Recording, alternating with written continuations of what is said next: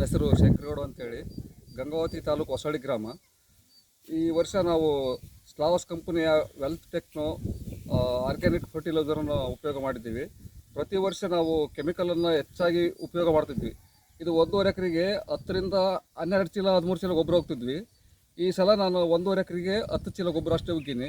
4ನೇ ಸಲ ಗೊಬ್ಬರ ಉಗ್ಗಿಲ್ಲ. ಗದ್ದೆ ಚೆನ್ನಾಗಿದೆ. ಆದಷ್ಟು ಏನಪ್ಪ ಅಂದರೆ ರಾಸಾಯನಿಕ ಬಳಕೆ ಪ್ರಮಾಣ ಕಡಿಮೆ ಮಾಡಬೇಕು, ಸಾವಯವ ಪ್ರಮಾಣ ಜಾಸ್ತಿ ಮಾಡಬೇಕು. ಅತಿ ಹೆಚ್ಚು ರಾಸಾಯನಿಕ ಉಪಯೋಗ ಮಾಡೋದ್ರಿಂದ ನಮ್ಮ ಆರೋಗ್ಯಕ್ಕಾಗಲಿ ಅಕ್ಕಿ ತಿನ್ನೋದ್ರಿಂದ ಸಮಸ್ಯೆ ಆಗುತ್ತೆ.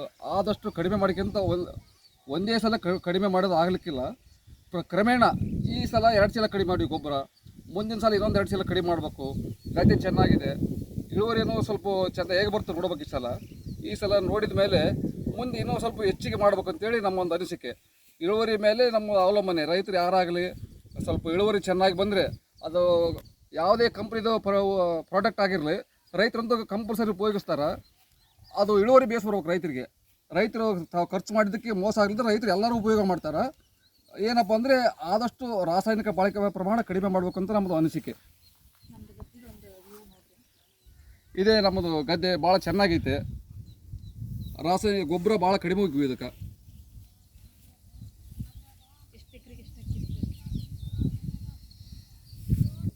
ನಾವು ಇದು 1 ಎಕರೆ ಗೊಬ್ಬರದಲ್ಲಿ ಒಂದು ಸಲಕ್ಕೆ 200 ರಿಂದ 250 ml ಗೊಬ್ಬರದಲ್ಲಿ ಕರೆಸಿ ಉಗ್ಗಿದ್ದೀವಿ.